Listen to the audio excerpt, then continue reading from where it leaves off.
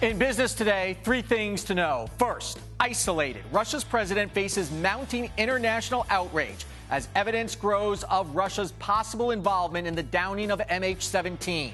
The latest news and what sanctions may be coming. Then, you've heard of the housing bubble. Now get this, there is a car bubble. We'll look at the growing risk of subprime auto loans. And is it time to open the gates to the zoo? Why some are calling for zoos to be shut for good. Arise Exchange starts now.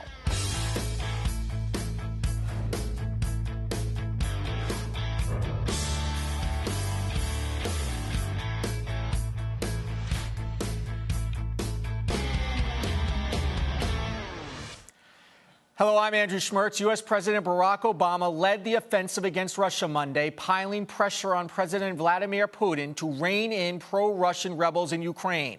Those rebels have been blocking the worldwide investigation as to who shot down Malaysia Flight 17. While there has been some movement to secure the crash site and properly handle bodies of the victims, Mr. Obama lashed out at Russia and the separatists in a White House address. If Russia continues to violate Ukraine's sovereignty and to back these separatists, and these separatists become more and more dangerous and now are risks not simply to the people inside of Ukraine, but the broader international community, then Russia will only further isolate itself from the international community, and the costs for Russia's behavior will only continue to increase. However, the president did not announce new sanctions, but those could be on the way from the U.S. and members of the European Union sometime this week. Joining us right now from Washington, D.C. is former U.S. ambassador to Kazakhstan and Georgia and former special assistant to President Clinton, Bill Courtney. Bill, welcome to Arise Exchange. You're a frequent guest on this network, and I appreciate you spending some time with us this afternoon. The president's comments were more of the same, were they not? Did he have any specifics in this announcement today? That's correct. He had more specifics in the statement that he made last Friday on July 18 than he did today. Today he offered no new sanctions, no new evidence, no real clarity on where policy was going. It could be that this is a holding action because the European Union is meeting tomorrow and will probably decide on expanded sanctions then. Ideally, the U.S. and the European Union then tomorrow would announce jointly agreed sanctions. What I found interesting is shortly after the president spoke, Samantha Power, the U.S. ambassador to the United Nations, was in front of the UN, and she seems to be the lead attack dog here. It appears that the White House is letting her do the tough talk. Why? Well, Secretary of State John Kerry yesterday was also, if you will, an attack dog on the Sunday talk show. So the State Department typically takes the lead in representing U.S. views abroad, and on tough issues like this, sometimes the department takes the lead, and the president is able to kind of stand back and be seen as a figure a little bit above the fray. Yeah, because Senator Lindsey Graham said that the president should call Putin a thug, but the president of the United States can't really call another world leader a thug, can he? No, and if the State Department is an attack dog, some of the folks up in Capitol Hill are attack wolves. Okay. Let me ask you about sanctions for a moment here. The United States, led with the EU, had a variety of sanctions against Russia. Is this evidence that the sanctions, which we thought may have been working, were clearly not working? The sanctions after the Russians seized Crimea were fairly weak. And then they were bolstered by the U.S. Last week, but without the European Union going along because there were some disagreements. Among others, the Netherlands was reluctant to expand sanctions. So I think we'll see tougher sanctions that will have a real economic impact. Right now, the sanctions have had only a modest impact on the rate of economic activity, the GDP, if you will, in Russia, but they have spooked the capital market, so capital flight has been fairly dramatic. I think the sanctions that hopefully will be announced tomorrow will be more significant. But what Russia is counting on, though, is sanctions cut, of course, both ways, and specifically with members of the EU. Germany is a very large trading partner with Russia, gets a significant amount of its energy from there. France, from what I understand, has pending arms sales to Russia that's significant. So the question is, do you think the Europeans at this point are ready to forego their self-interest here and push ahead harder on sanctions? Yes, because so many Dutch citizens were killed The other European Union countries, they really have to rally around the Dutch and support the Dutch on this. And then secondly, public outrage, as one has seen in the media and public comments today. Public outrage around the world is really quite dramatic on this episode. The last time something like this happened in which Moscow dissembled and didn't really tell the truth, it was the Chernobyl nuclear disaster in 1986. And that turned out to be a disaster for Mikhail Gorbachev. It was one of the issues that helped undermine his authority to lead the country. And of course, the Soviet Union collapsed about 5 years after that. Well, and I'm wondering, do the old-style Soviet tactics that it appears that Russia and Putin are playing right now in a propaganda campaign, do those work anymore? Because it is still an authoritarian regime, but there is certainly more open dialogue with the press there. And is he facing internal pressure, basically, that maybe the Soviets did not face? The real change are ordinary citizens who have cell phones, can take pictures, post them on the web, things like that.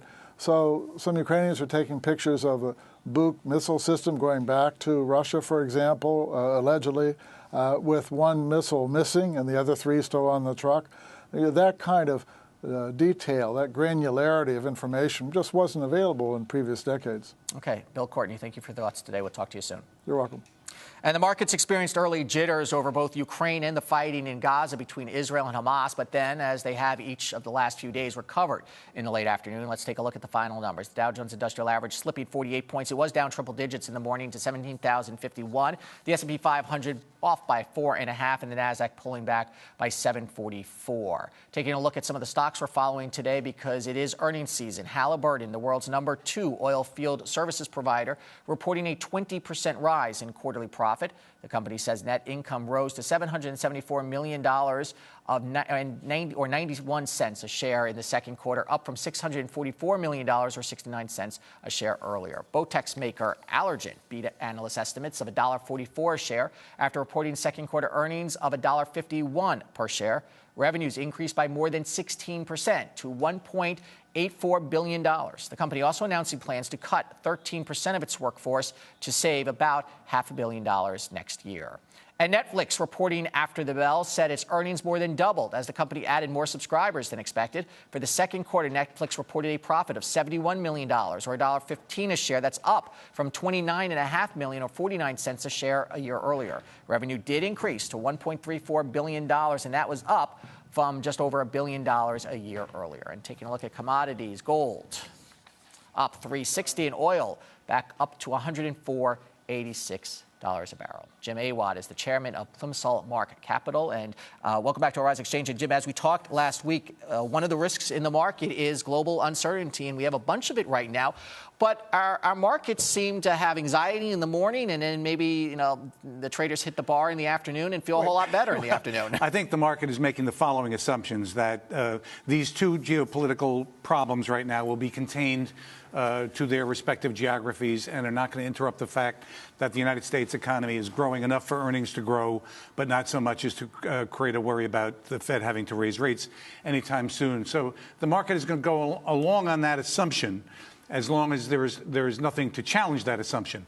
The risks are low, but there are risks that, for instance, Hezbollah could enter the fight along with Hamas, and then you have a risk of a regional confrontation. And then on the Ukrainian side, if they ramp up the sanctions too much on the Russians and you strangle that economy, there could be a default in Russia that could affect European banks unless the U.S. But I think that's not likely to happen. Well, but there's also an energy risk here, right? With the rising price of oil, if oil becomes disrupted somewhere in the Middle East, and right now the conflict does not involve oil there, right. But there is certainly an oil issue in Russia and its European trading partners. And I think everybody understands that, and I don't think the Europeans want to ratchet up the pressure on Russia so much that energy becomes an issue.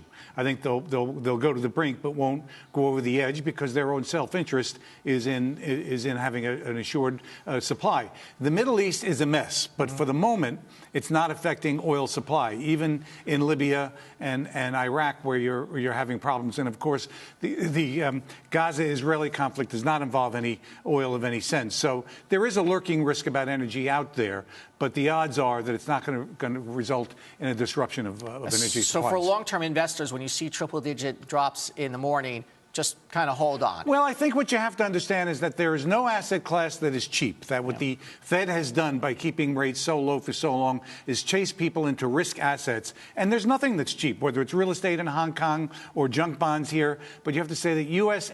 large cap multinational equities are relatively the least overpriced relative to other asset classes. So for now, if you stick with quality companies, by default, it's one of your best options. And the answer is yes, just hang in there. Okay, domestically, a slew of earnings news over the past week and a half, another week or so of earnings to come. What's your opinion? Look, they look fine. Looks like earnings growth of 6-7%, revenue growth of 3-4%, 2-3-4%. And that would be enough to drive stock prices moderately higher from here. You're not going to get an increase in PE ratios from here because the next major thing we're going to expect to see next year is the idea of interest rates modestly increasing, and that would work against PE expansion. So it's got to come purely from earnings here. And I think for now, as we sit here in July, we're okay. And not just top line earnings, we're seeing, we're seeing top line earnings growth, yes. Really, actually more revenue coming in. That's something we haven't seen. Right, and the economy is growing a touch faster, and so you're getting and to that point, we keep talking about the risk of inflation, and now we're starting to see some wage pressure and some wage growth, which we probably want to see a little wage growth, but that might impact earnings going forward. What is your opinion of where we're seeing earnings or wage growth right now? Well, you're seeing it in areas where there is a shortage of skilled labor. Many of the unemployed are unemployed because their skills are out of date. And some companies in very specific industries are saying they're finding it hard to hire people. And so that will raise wages. Now, I don't think wages will go up enough to affect profit margins. But the question is, if it leads to inflation, wage inflation, that catches the Fed's attention, will the markets then react by taking interest rates up? They've been going the other way. You have the U.S. Treasury at 245, 246 now, and that's because rates around the world have come down, and you got geopolitical fears. But if you look at the risks out there, it's that the perception becomes that wages grow fast enough that the Fed is behind the curve in terms of inflation, which could lead to a perception that the market will drag the Fed along faster. But again, I think that's not a summer issue right now. Okay. Jim Awad, thank you so much. Always my pleasure. Coming up, it's the comeback of the subprime loan, but this time for cars. You're watching Arise Exchange.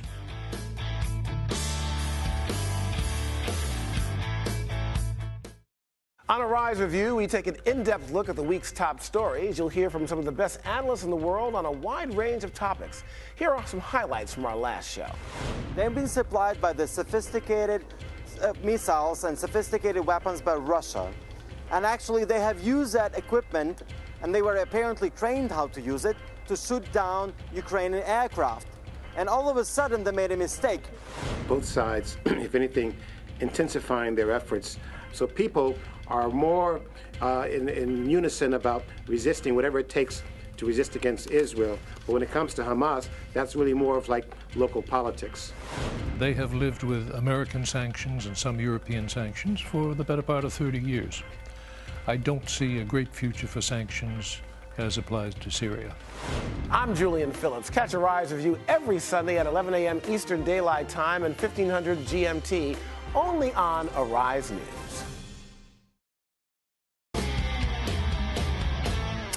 Welcome back to Arise Exchange. Time now for our business ticker. Other stories making headlines across the nation.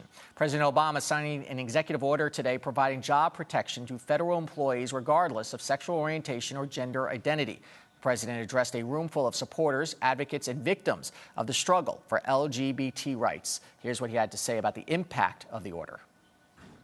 First, the federal government already prohibits employment discrimination on the basis of sexual orientation. Once I sign this order, the same will be explicitly true for gender identity. And second, we're going to prohibit all companies that receive a contract from the federal government from discriminating against their LGBT employees. The president stressed the order was an advance for the history of civil rights and said it would help retain the best talent in American business. A Florida jury has returned one of the largest verdicts ever against a tobacco company. It awarded the widow of a longtime smoker who died of lung cancer more than $23 billion in punitive damages, though it's unlikely she will ever see that money. The lawsuit argued R.J. Reynolds was negligent in informing consumers of the dangers of consuming tobacco and led to her husband's death in 1996 after he became addicted. Cigarette company says it will contest the award. Two of the top fast food retailers in China are facing a food scandal. McDonald's and Yum Brands, which owns KFC and Pizza Hut, were sold expired meat as much as 1 year past their expiration dates. Both companies quickly cut ties with the Shanghai branch of a U.S.-owned food supplier, OSI, after an investigative report revealed it was providing them with chicken and beef products that had been processed to look like new. Ugh. New York City is looking to put its payphones back to use by converting them to Wi-Fi hotspots. More than 50 companies are interested in the plan to give New Yorkers free wireless internet access, including Google, Cisco, Samsung, and IBM. While the companies can charge for phone service, they can't charge a fee for internet access. Bids for the proposals are due today. And it's probably one of the most frustrating experiences for consumers: bad customer service. Well, the website Ranker.com, with its more than 14 million fans, conducted a crowdsourcing survey on the subject. Topping the list of worst companies for customer service is AT&T, the second largest wireless phone carrier in the U.S. That was followed by Time Warner Cable, coming in at number 3, Bank of America, then the largest U.S. retailer, Walmart, and that was followed by the largest U.S. airline, American Airlines. So in some ways, bigger is not better. Subprime loans are booming again, but this time it is for cars, not mortgages. According to a New York Times investigation, more Americans with poor credit are taking on unaffordable car loans at high interest rates. The loans usually cost at least double the vehicle's actual value and are based on bad information about the borrower's employment and income. The loans, according to the Times, are then sold to investors in packages that often get high marks from ratings agencies. With more on these type of auto loans is Alec Gutierrez, senior analyst at Kelley Blue Book, and he joins us by phone from Irvine, California. Alex, first, the Times is pretty critical here. Can you describe what a subprime loan is? And are these the same type of loans that crossed into sort of the fraudulent area that we saw in subprime mortgages? Sure. Happy to cover off on it. So a subprime a subprime auto loan, similar to a subprime mortgage, is a loan on a newer used vehicle that's to a borrower with a less than perfect credit history. Someone with a score of less than 640, 630, someone that perhaps has a foreclosure, bankruptcy, late payments, those sorts of things on their credit history reports. And, Alec, it is definitely the case, though, that these subprime mortgages need to exist, though, right, to be able to sell cars, because not everybody has great credit, and especially after the past few years.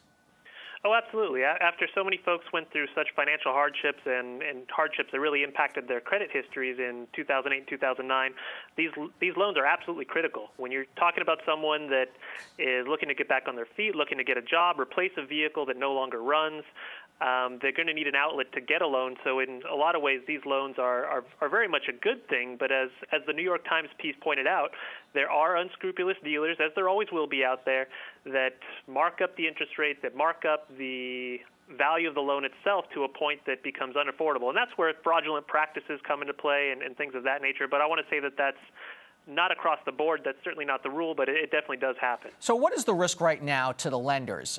Because if you go back in time, there were these subprime auto loans before. GMAC, which became Ally Financial, needed a government bailout, as we know.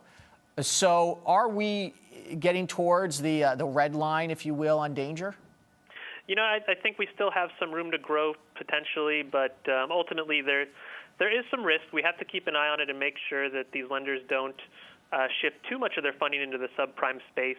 At the moment, at least looking back to 2013, about 25-26% of all new originations, that's across new and used cars, went to subprime borrowers. If you're to look back prior to the recession, it was closer to 35-36%. So we're still not quite at the levels that we were seeing prior to the recession. But with that being said, if there is something else to impact the economy that's then just going in the wrong direction, this is just another area of risk that could only add further fuel to the fire should things go wrong. And I will say, by the way, banks are back in the business of sort of chopping up these loans and packaging them and then selling them to investors, basically taking the risk off of their plates.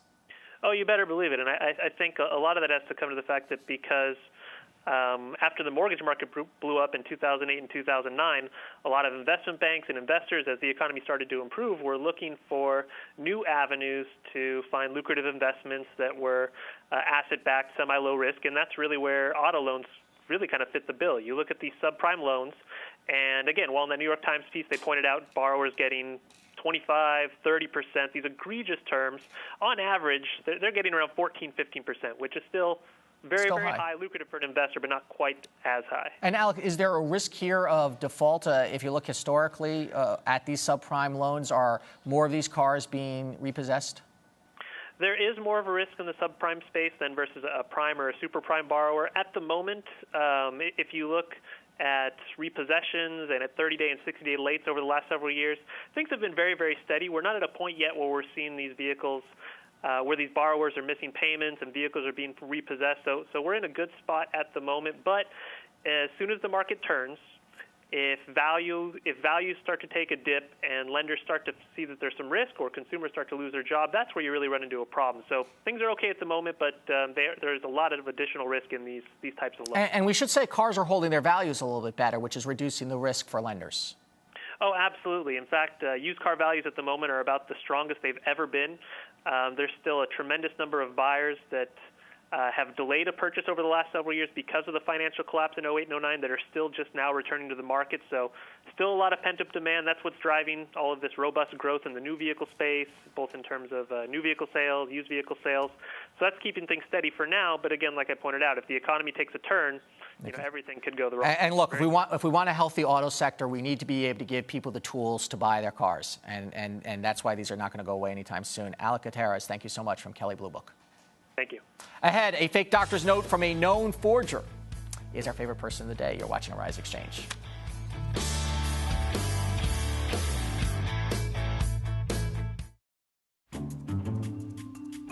You're looking at mainstream news stations where only you have a very small minority of people of color being newscasters and actually having prominent roles in the media.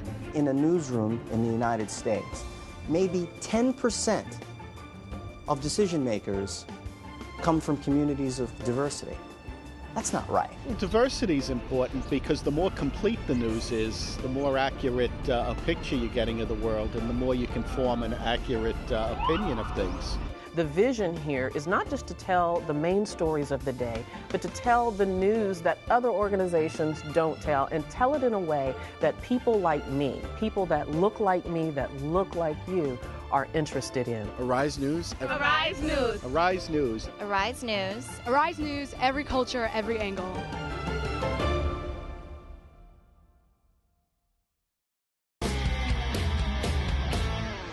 Time now for our favorite person of the day, when we pick one person who grabbed our attention, and not for the right reasons. Today, it is a woman who forged a doctor's note so she could avoid being sent to jail for renting out homes she did not own by, you guess it, forging housing documents. Shannon Lee of Prince George County in Washington was supposed to be sentenced for creating bogus housing documents so she could rent out homes she had no possession of. But instead of showing up for her sentencing, she provided a doctor's note that said she was sick. Except it turns out she forged the doctor's note, too. Prosecutors say the doctors who purportedly signed the note said they had not worked at the hospital for years that she claims she went to, and that the paperwork wasn't even the correct paperwork the hospital uses. Got to give it to her. She goes with what works. What caught prosecutors by surprise here? Well, because she's a forger. That's why they looked into it. Now, Lee will be sentenced in August. And so Shannon Lee is our favorite forger of the day. Coming up next, is it time for us to get rid of zoos? A growing chorus says yes. You're watching Arise Exchange.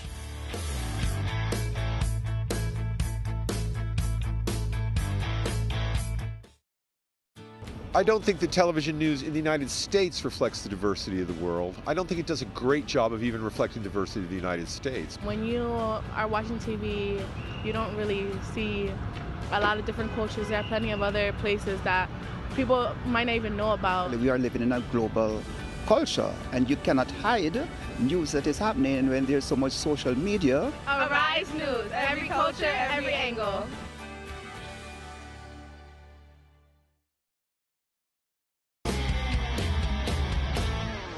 More than 175 million people visit zoos annually in the U.S., with more than $16 billion spent. That provides a big boost to the economy. This according to the Association of Zoos and Aquariums, who project that number is expected to rise. But critics argue that keeping animals in captivity is dangerous to their health and welfare and threaten public safety. University of Colorado professor emeritus and the author of Why Dogs Hump and Bees Get Depressed agrees and says zoos should be phased out. Mark Bekoff joins us now from Colorado. Mark, thank you for spending a few minutes with us here on Rise Exchange. You bet. Thank you very much. Why do you want to end the modern zoo? Well, I think modern zoos are really not fair for the animals. The cons, if you will, the negatives for the animals are really great. There's losses of freedom. There's high mortality in zoos. You know, zoos can't at all provide the attention-getting animals, the charismatic animals, with what they need in terms of space and comfort. Well, this debate goes back. I mean, I seem to recall that Orson Welles had this debate back in the 30s and 40s. This has been going on for a long time, has it not, that we should not keep animals in captivity? Yes. Excuse me.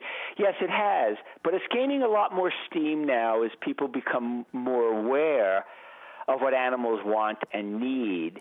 And, you know, there's just been some recent, very bad press for zoos about the killing healthy animals because they didn't fit into their breeding program. And I think people are just, But how prevalent is that? I mean, there are many animals, and we're seeing pictures of a giraffe that was killed at the zoo you had mentioned. How many animals? There are animals that are in zoos that could not any longer survive on their own. You know, pandas in captivity. Some animals would be extinct otherwise, are they not? Well, probably, but still, a lot of the animals who are in zoos are there to make money for the zoos, and they themselves will never go into the wild. So it is, as I say, it's a complex problem. I've said that, zoos aren't going away anytime soon, so we need to provide the best life we can for the animals in the zoos. But seeing an animal in the zoo is not an adequate substitute for, obviously seeing an animal in the wild, and there's really not a lot of evidence that seeing animals in zoos does anything for the animals in the long run. Do zoos, though, offer a pretty good education value? That's one of the defense of zoos, is that people learn about animals they would never see. I mean, how many of us in New York are ever going to see a giraffe? Right, and there's no doubt that there's some educational benefit, but really the way we cash it out would be, what does it do for the animals themselves? So, kids go to zoos, they do learn about the animals in the zoo. They also, of course, learn some bad habits, that animals can be kept in cages. But there are no data, and the AZA, the American, the Association of Zoos and Aquariums, and there's really no data that shows that this translates down the road. But Mark, don't you think that it does, and to some extent, make people appreciate endangered species, that maybe the advocates like yourself for animals first learned about them in zoos? No, not at all. I mean, we all know stories about so-and-so went to a zoo and they appreciate animals more. But there's lots of things you can appreciate, but if it doesn't turn out in any sort of, involvement in the future, a direct conservation effort, money. I mean, money's the bottom line. Then it's really nice. And people can learn as much about animals from videos and other, ways these days. So, well, are there zoos that you like more than others? I imagine the nonprofit zoos in the U.S. Well, there are better and worse zoos, but even like the National Zoo in Washington, twice in the last 15 years has had major investigations into, ill doings, if you will, and a lot of animal deaths. So I think that the revamping that has to occur is, if there are going to be animals in zoos, it's been shown zoos are no places for elephants. They're no places for the wide-ranging carnivores, and those are the animals who attract the most attention. People don't go to zoos to see birds and cages. Just about 20 seconds. Just about 20 seconds left. What would you like to see happen? How do you wind down zoos? I think we wind down zoos by basically choosing the animals who can do the best in zoos and being sure that the animals can express their needs to get away from the public eye and be able to perform as the animals they are in the zoo. Okay, Mark Bekoff, Professor Emeritus at the University of Colorado. Interesting perspective. Thank you. Okay, thank you. This week on Arise Exchange, the money behind those million-dollar smiles, why cosmetic dentistry has become big business in the U.S. Let's take a look at the final numbers once again. The Dow Jones Industrial Average sliding. I'm Andrew Schmertz. Thanks for watching.